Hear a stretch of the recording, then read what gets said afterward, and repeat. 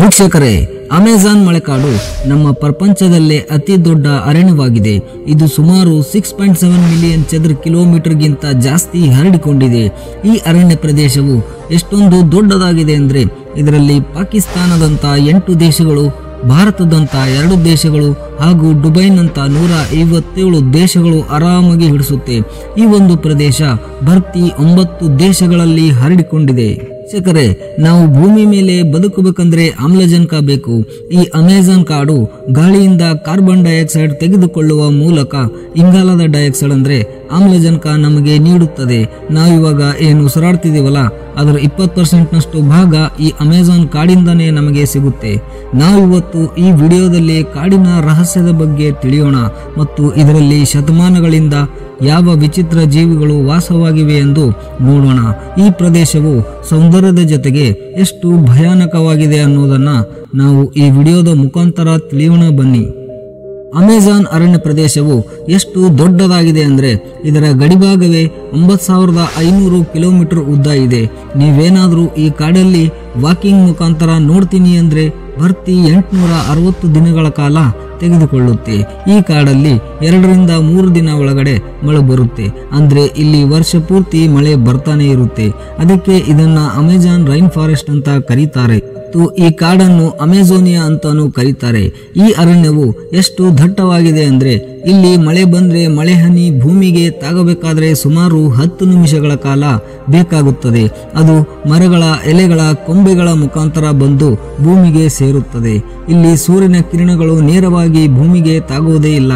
ಅದಕ್ಕಾಗಿ ಇಲ್ಲಿ ದಿನಪೂರ್ತಿ ಕತ್ತಲಾಗಿರೋ ತರಾನೇ ಇರುತ್ತೆ. ಈ ಅಮೆಜಾನ್ ರೈನ್ ಫಾರೆಸ್ಟ್ ಎಷ್ಟು ಸೌಂದರ್ಯದಿಂದ ತುಂಬಿದೆ ಅಂದ್ರೆ ಅದಕ್ಕೂ 2 ಪಟ್ಟು ಹೆಚ್ಚು ಭಯಾನಕವಾಗಿದೆ. ಇಲ್ಲಿ ಯಾವ ರೀತಿಯ ಪ್ರಾಣಿಗಳಿವೆ ಅಂದ್ರೆ ಅತ್ಯಂತ ಅಪಾಯಕಾರಿಯಾಗಿವೆ. ಅದರಲ್ಲಿ ಟಾಪ್ 1 ನಲ್ಲಿ ಬರೋದೇ ಈ ಗ್ರೀನ್ ಅನಕೊಂಡಾ. ವಿಶ್ವದ ಅತಿ ದೊಡ್ಡ ಹಾವಾಗಿದೆ. ಇದು ಅಮೆಜಾನ್ ಕಾಡಿನಲ್ಲಿ ಮಾತ್ರ ಸಿಗುತ್ತೆ. ಈ ಹಾವು 30 ಫೀಟ್ ಉದ್ದ ಹಾಗೂ 250 ಕೆಜಿ ತೂಕ ಹೊಂದಿದೆ. ಇದು ದೊಡ್ಡ ದೊಡ್ಡ ಪ್ರಾಣಿಗಳನ್ನು ಸಹ ನುಂಗುವ ಕಲೆಯನ್ನು ಕರಗತ ಮಾಡಿಕೊಂಡಿದೆ. ಆದರೆ ಈ ಅನಕೊಂಡಾ ಹಾವನ್ನು ಇಲ್ಲಿ ತನಕ ಯಾರಿಗೂ ಹಿಡಿಯಕ್ಕಾಗಿಲ್ಲ. ಯಾಕಂದ್ರೆ ಇದು ಅಷ್ಟು ಡೇಂಜರಸ್ ಆಗಿರುತ್ತೆ. ವಿಶ್ವದ ಅತಿ ದೊಡ್ಡ ಮೊಸಳೆ ಬ್ಲ್ಯಾಕ್ ಅಮೆಲ್ ಕೂಡ ಇಲ್ಲೇ ಸಿಗುತ್ತೆ.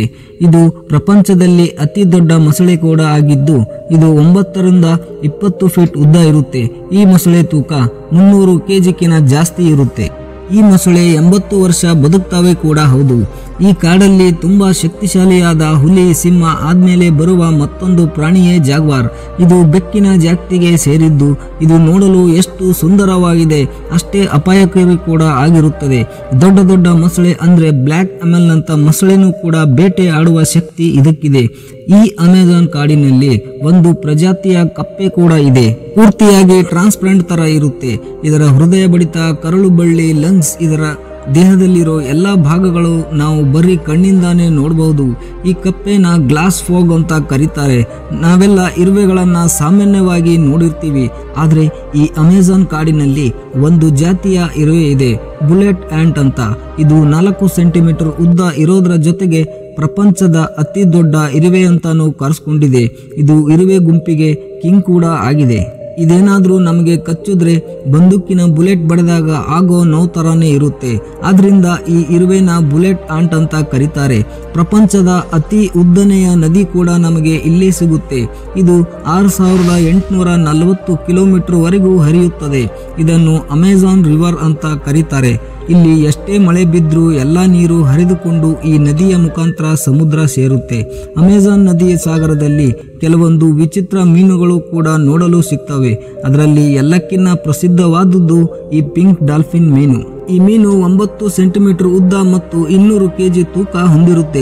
ಇದು ಬೇರೆ ಡಾಲ್ಫಿನ್ಗಿಂತ ಜಾಸ್ತಿ ಶಕ್ತಿಶಾಲಿಯಾಗಿದೆ ಹಾಗೂ ಇವುಗಳು ಮನುಷ್ಯನ ಮೇಲೆ ಕೂಡ ದಾಳಿ ಮಾಡಿರುವ ಸಂಗತಿಗಳಿವೆ.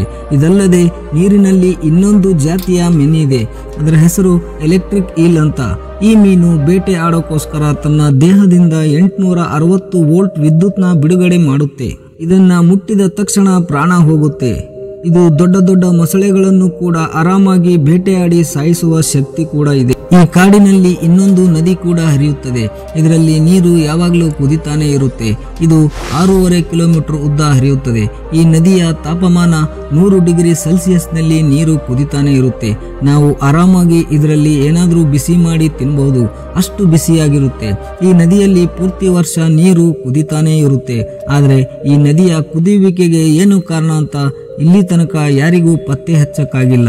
ಈ ಎಲ್ಲದರ ನಡುವೆ ಈ ಕಾಡಿನಲ್ಲಿ ಬುಡಕಟ್ಟು ಜನಾಂಗದವರು ಕೂಡ ವಾಸವಾಗಿದ್ದಾರೆ. ಕೆಲವು ಸಂಶೋಧನೆಗಳ ಪ್ರಕಾರ 600ಕ್ಕೂ ಹೆಚ್ಚು ಜನಾಂಗದ ಬುಡಕಟ್ಟು ಜನ ಇಲ್ಲಿದ್ದಾರೆ ಅಂತ ವರದಿಯಾಗಿದೆ. ಇವರೆಲ್ಲ ಬರೀ ಕಾಡಿನಲ್ಲಿ ಬೇಟೆ ಆಡಿನೇ ಬದುಕ್ತಿದ್ದಾರೆ. ಈ ಜನರಿಗೆ ಹೊರಗಡೆ ಇನ್ನೊಂದು ಪ್ರಪಂಚ ಇದೆ ಅನ್ನೋದೇ ಗೊತ್ತಿಲ್ಲ.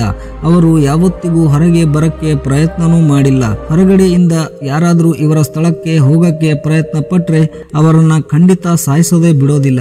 ವೀಕ್ಷಕರೇ, ಇನ್ನು ಈ ಕಾಡಲ್ಲಿ ಅನೇಕ ಆಶ್ಚರ್ಯಗಳು ಅಡಗಿವೆ.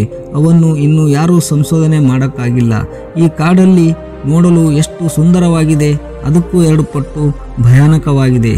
ಇದರಲ್ಲಿ ಅಡಗಿರೋ ಬರೀ 10% ಸತ್ಯನ ಡಿಸ್ಕವರ್ ಮಾಡಲಾಗಿದೆ. ಇನ್ನು 90% ಬಾಕಿ ಇದೆ. ಮಾಹಿತಿ ನಿಮಗೆ ಇಷ್ಟ ಆದರೆ ಖಂಡಿತ ನಮ್ಮ ಚಾನಲ್ನ ಸಬ್ಸ್ಕ್ರೈಬ್ ಮಾಡ್ಕೊಳ್ಳಿ. ಪಕ್ಕದಲ್ಲೇ ಇರೋ ಗಂಟೆನ ಪ್ರೆಸ್ ಮಾಡಿ. ಸಿಗೋಣ ಮತ್ತೊಂದು ವಿಡಿಯೋದಲ್ಲಿ. ನಮಸ್ಕಾರ.